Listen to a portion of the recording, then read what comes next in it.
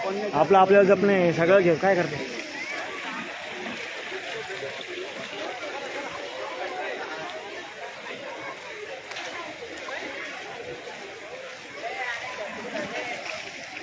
या पोलीसची गाड्या पाहिजे नाही का काय सगळ्यांच्या नदीमध्ये उडी मारलाय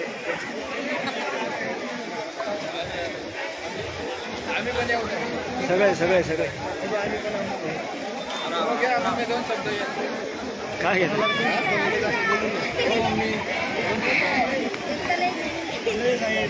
बोला. काय आपल्या नंदिनीची अवस्था काय पूर झाले पूर आलं का.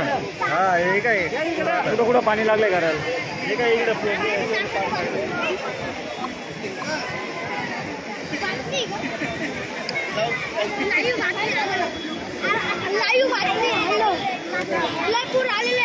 कुठं पूर आलाय. तुम्ही पाहायला आले का माझं.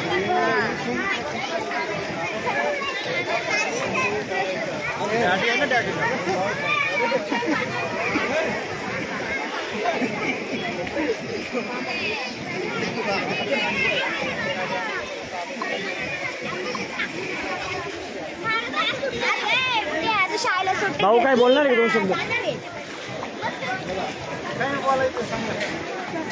नगरपालिका येऊन काय बॅरिकेड वगैरे लावलं हा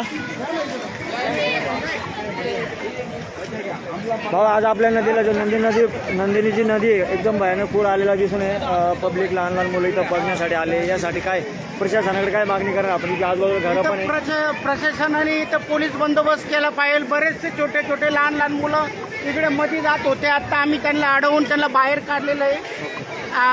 महानगरपालिकेवाल्यांनी येऊन इथं बॅरिकेड वगैरे लावलं तर जीवितहानी पण वाचू शकते. आता त्या साईडला जर का म्हटलं तर ते लोक ते गाड्या वगैरे डायरेक्ट मध्ये येत आहे. तर इथं त्यांना कोणी गाईड करायला पण नाही आहे काही नाही. जर इथं महानगरपालिका आणि प्रशासन वगैरे जे आहेत लोक जर काही इथं सोडले तर ते पाठवले तर बरेचसे जी जीवितहानी जी होणार आहे ती थांबणार आहे आपल्या इथे. काय बॅरिकेडिंग वगैरे इथं काही बॅरिकेडिंग वगैरे काही नाही आहे. जे काय होतं बॅरिकेडिंग वगैरे इथं लावायला पाहिजे होतं. बरेचसे लोक येत आहे बघताय.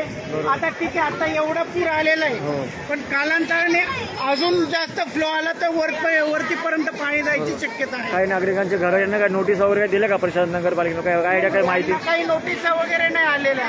कोणाला काही नोटिसा वगैरे नाही आलेल्या. यांना तर येण्या जाण्यासाठी तर पूर्णपणे यायचे. आता समोर जे लोक जे स्वच्छता करतात नदीचं पाणी घरात जातात ते कोणते नागरिक तिथले राहतात का. हो तिथं रहिवासी आहे त्यांचे घरं आहेत तिथं. तर प्रशासनाने जर का जिम्मेदारी जर का दिली तर त्या लोकांना सुरक्षितपणे बाहेर काढू शकतात. तिथं जवळपास 10-12 कुटुंब असतात राहायला आहे. स्वतः पाणी हटवता एवढं पुराचं पाणी असून सुद्धा ते स्वतः घाण कचरा वगैरे हलवताय. त्याच्यामध्ये एवढा मोठा पूर आलेला आहे की त्या जीवितहानी व्हायची शक्यता आहे. त्याच्यातून सर्प वगैरे सुद्धा येतात. जसं रामकुंडावरती बघा मोठे मोठे साप येत होते तसे या घरांमध्ये साप घुसायची शक्यता आहे. तर तुम्ही याच्यावरती कारवाई केली पाहिजे.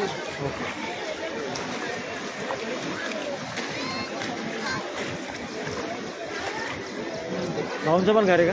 हो यांचं घर आहे इथं. यांना तर सकाळी त्यांच्या पायरीपर्यंत पाणी होतं. भाऊ काय आपलं इथं घर आहे नंदिनी शहर काय पाणी आमचं घर आहे इकडं. आमच्या पायरीपर्यंत पाणी लागलेलं आहे. बरं 3 पायरीला पाणी लागलेलं आमचं. बरं आमचं काय होत असेल तर मग करा. काय शासनाकडे काय मागणी आपली. हा काय मागणी. आता पाणी वगैरे आले काय नेमकं काय काळजी घेतली काय. शासनाकडे आमची काहीच मागणी नाही. आमचे समाधान अंकल आहे तर मग काही विषय नाही. ओके चालतं. हो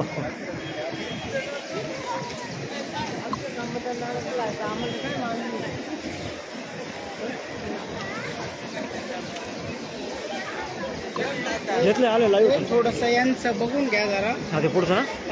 कारण की सर्प वगैरे येण्याचे खूप मोठे चान्सेस आहे.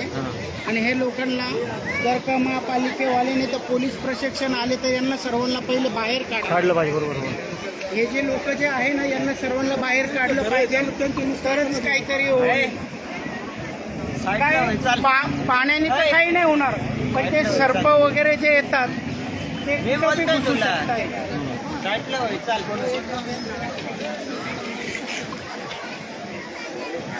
काय दिला सगळं थोडं काय म्हणतं पाणी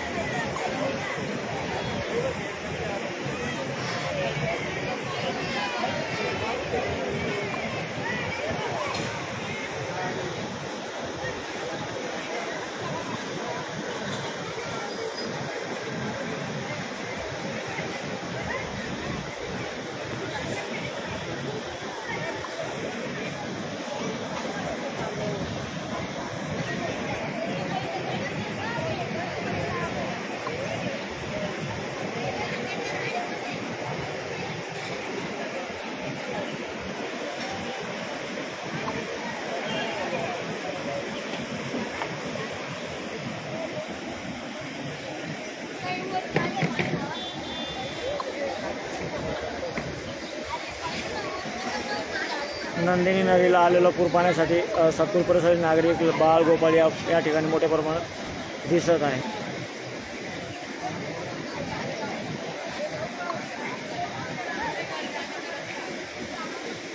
समाधान आयरे हे सामाजिक कार्यकर्त्यांनी प्रशासनाकडे या साईडला बॅरिकेडिंग लावण्याची मागणी प्रसारमाध्यमांशी बोलताना केली आहे.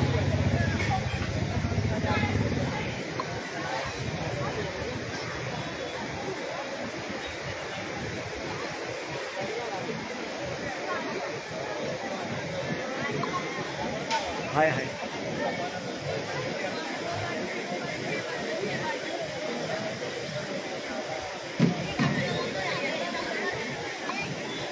बघा इथं स्वच्छता चालू आहे. शौचालयाच्या शेजारी सुद्धा खूप मोठ्या प्रमाणात पाणी साचले. ओ काय अवस्था आहे पुराची. ते लोक स्वच्छ करताय घराजवळ काय प्रकार झाला तिथं काय नाही एकत्र आलेला आहे तो हटवत आहे. तिथं शेजारी नदी शेजारी राहिले का ते नाही तिकडे कचरा आलाय ते पाणी आत घुसायला लागलं का काही घरामध्ये नाही घरात नाही घुसला नाही का नाही पाणी कुठे आलंय आता आता पुलावर पाणी पुलावर चढलंय ना आलंय ना. हो काय नाव आपलं विलास साठे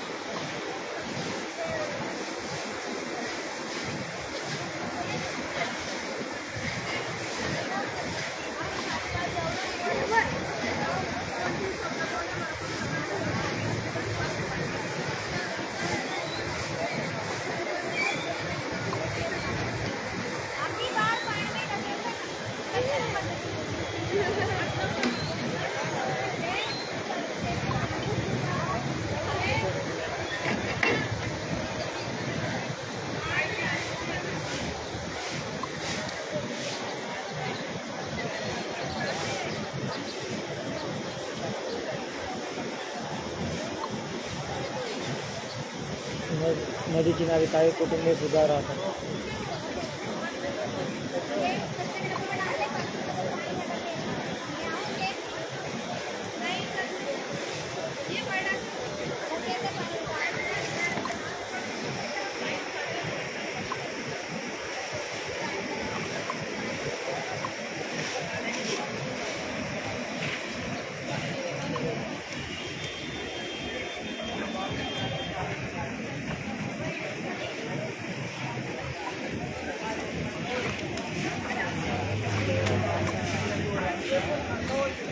शेठ काय बोलणार आहे का लाईव्ह चालू आहे जे नदी आपण आता नंदिनी नदी किनारीचा पूर बघण्यासाठी आलं काय अवस्था काय सांग काय परिस्थिती फार भयानक परिस्थिती आहे. लोकांचा जाण्या येण्याचा मार्ग बंद झालेला आहे. कोणत्या लोकांचा जाण्याचा मार्ग बंद झालाय मळे विभागातले जे शेतकरी भाजीपाला घेऊन येत आहे आणि कामावाले कामकरी लोक आहे ओके यांचा जाण्या येण्याचा पूर्णपणे रस्ता बंद झालेला आहे. तरी प्रशासनाने काहीतरी करू या आजूबाजूला काय बॅरिकेडिंग वगैरे लावली नाही. काही काय बंदोबस्त काय केलंय का बॅरिकेटिंग आता तर काही सध्या लावलेली नाहीये. कदाचित ते प्रशासन विसरलं असेल लावायला तर त्यांनी थोडी बॅरिकेटिंग करून द्यावी. लोकांचे जीव धोक्यात घालू नये. लहान लहान मुलं पूर बघण्यासाठी आले हो, आले भरपूर गर्दी झालेली इथे पूर बघण्यासाठी. तरी थोडंसं प्रशासनाने पण लक्ष देऊन बॅरिकेटिंग करावी ही विनंती. आता या जवळजवळ पुराचं पाणी काही घरापर्यंत पण आलं इथं झालं इथं गावापर्यंत हो भरपूर महादेवाडीच्या परिसरात पाणी घुसलेलं आहे. महादेवाडीच्या एक लाईन पूर्ण पाणी आलेलं आहे त्याच्यात. आणि तरी तर प्रशासन आपण व्हिडिओच्या माध्यमातून बघू शकतो एक कुटुंबाची काही झोपडी वगैरे वाटतं ते त्या माध्यमातून स्वच्छ कचऱ्यावर काढतंय तो काय प्रकार आहे काय सांगणार ते आता ते नदीचं पाणी ओव्हरफ्लो झाल्यामुळं ते वरती आलेलं आहे आणि तो कचरा पूर्ण त्यांच्या घरामध्ये येत आहे. पण ते एक धोकादायक प्रकार हो, दिसत आहे. तो धोकादायक रिस्की ना परिस्थिती त्यांच्यासाठी आहे. त्यांच्या कुटुंबासाठी रिस्की हो हो रिस्की आहे रिस्की. काय नाव आपलं सर उत्तम पवार. ते शौचालयात राहतात का ते बोयावर धरून थोडं बोलणार आहे.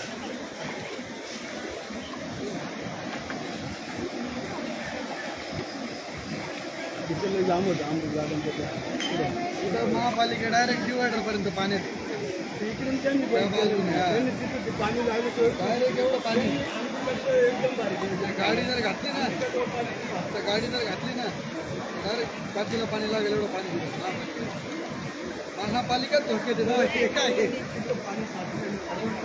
महापालिकाच धोके देत महापालिका